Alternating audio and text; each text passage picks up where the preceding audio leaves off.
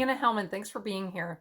Today I have a beautiful fall card to share with you that has one fun technique and the look of a few others that actually are very simple to accomplish because all you have to use for them is stamps. Now we're celebrating the release of the Stampin' Up Holiday Catalog, which I'm super excited about, as well as fall approaching, which is my favorite season of the year. So I hope you'll stick around and watch. First, let's take a look at the card here. So lift it up a little bit closer so you can see it a little closer. So I created just kind of a natural rustic look with some gold accents. I think gold is so pretty for the fall, and I've used a couple of different techniques here. We used some embossing paste, I did some heat embossing, and then the stamps in the set that I used make the rest of this so easy. So let's look at those products quickly. Here is the Gorgeous Leaves bundle. So it comes with all of these natural looking images that I had on my card. The wood grain, 2 different spots or speckles, the leaves, and then also these leaf die cuts. I just love these detailed leaf die cuts. I have a branch we could attach them to if we want to. So I use these, and then since that set doesn't have any greetings in it, I pulled in the Pretty Pumpkin set for my greeting, and I just really like the font in these and the saying. So thankful for you. This one is fantastic. If friends were pumpkins, I'd pick you and gather together. So let me tell you what we need for this. You need a Blackberry Bliss card base, measures 5.5 by 8.5, a piece of gold foil paper, 3 7/8 by 5.5, piece of crumb cake. Actually, you need 2 of these, one for the inside, one for the outside, 3 3/4 by 5.5, and your die cut. So I die cut this one from foil paper. This one I stamped with Versamark and embossed that with gold embossing powder. Have that greeting already cut out, a little bit of gold trim, and some new brushed metallic adhesive backed dots here. So that is what we will be using. Let's go ahead and prepare this background. And the first thing we want to do is stamp the wood grain stamp with some soft suede ink. And I did this 4 times. I did one about there, and then I repeated a few times, and they do overlap a bit. I tried to stay away from the edge, not get all the way to the edge. Next, we need some Blackberry Bliss and the large speckle stamp. So this one I stamped once up here towards the top left of the wood grain area, and then once down here towards the bottom right. Now, when I made my original, the next step was to use this small speckle to stamp with Versamark ink and then emboss with gold embossing powder. If you can see right here are some of those small speckles embossed with gold. There are a few down here that are a little bit hard to see, but they're there as well. So if you want to do that, what I did, I stamped once up here, and then I stamped 2 different times down here with my Versamark, heat emboss that with that gold embossing powder. I'm going to skip that now just for simplicity.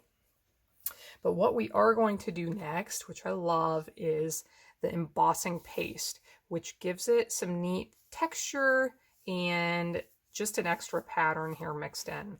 So what I need for this, I didn't want to use the paste white as it comes.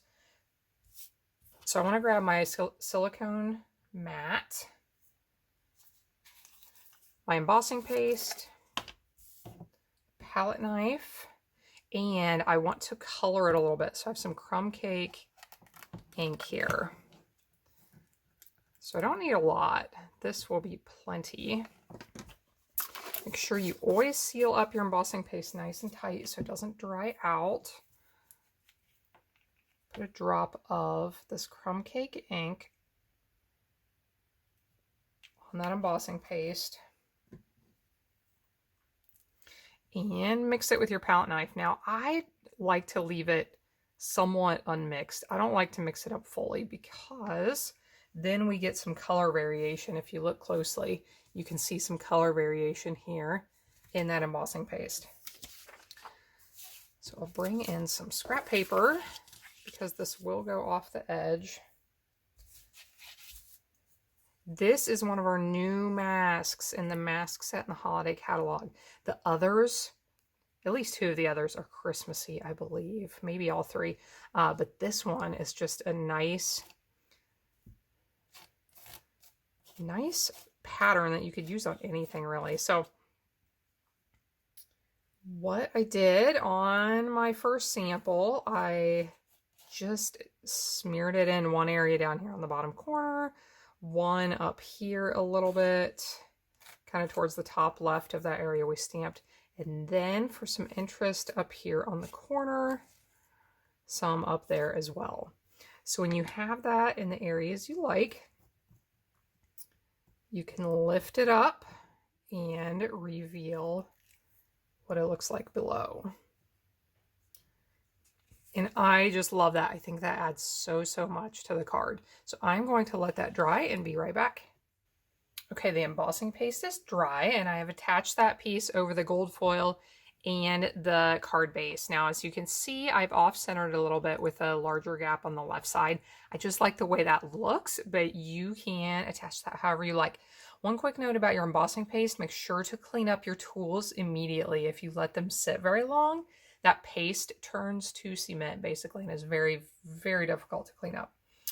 So now we are going to add the remaining elements for the card. So I've placed a little bit of our multi-purpose glue on the back of this beautiful leaf die cut. Now, I debated about just using this die cut because it is so pretty, but I decided to go ahead and add this other one on top. So we'll do this here.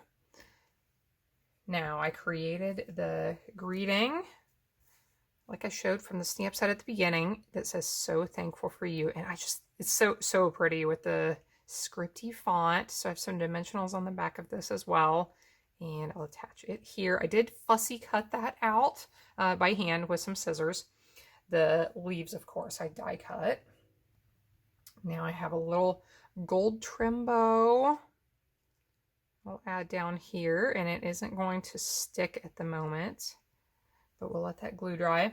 And then just a couple of these metallic dots, and I debated which color to use because I think any of these could have looked really nice, but I decided to go with this one, which I'll call bronze.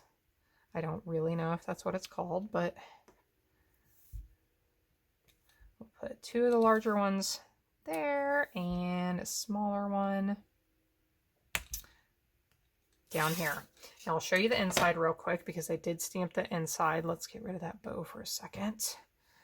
So I just added some of the speckles and a leaf with some crumb cake ink down here. I did not emboss that one, but I hope you enjoy this project. You can find links to the products I used down below in the video description. Lots of ideas and inspiration on my blog if you go there. Thanks so much for joining in. I hope you'll subscribe to my channel. Hope you have a wonderful day and that you'll be back again next time when I'm here helping you to hand make with love.